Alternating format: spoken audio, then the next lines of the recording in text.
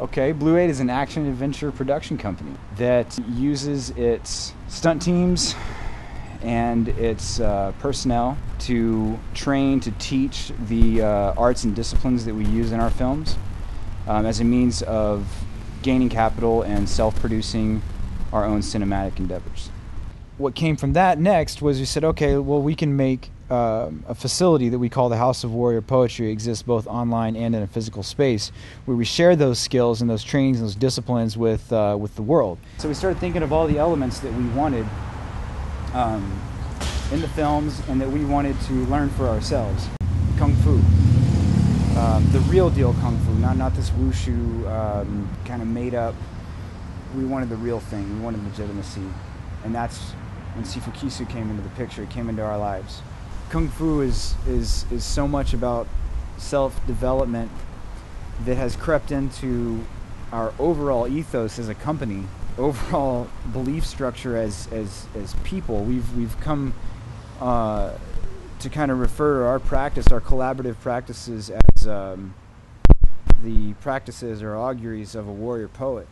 For Condition 1 group, which is our military tactical stunt team, this isn't about violence. Even though, yeah, there's lead flying around and there's lots of cool guns and everything that you would expect from a group that's called Condition 1 group and is made up of gunslingers and gun bunnies. But it's not about that. It's not about the violence. It's about the human spirit and how it can overcome great odds.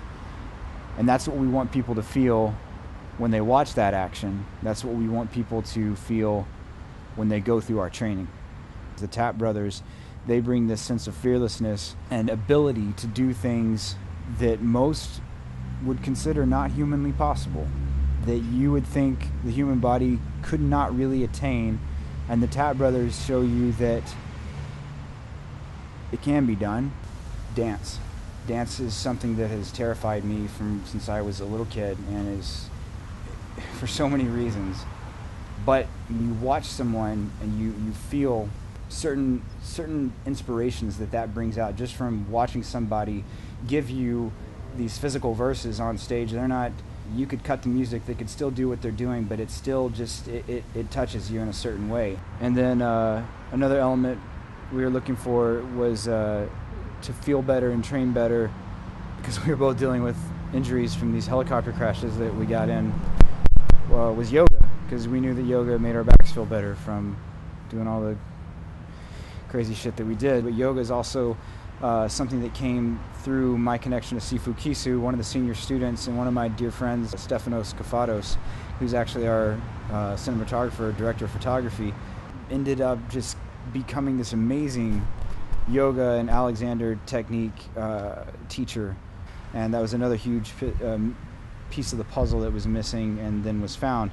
This team we have, it's no longer about Chase trying to find this team, put the team together, make this thing happen. It's not that.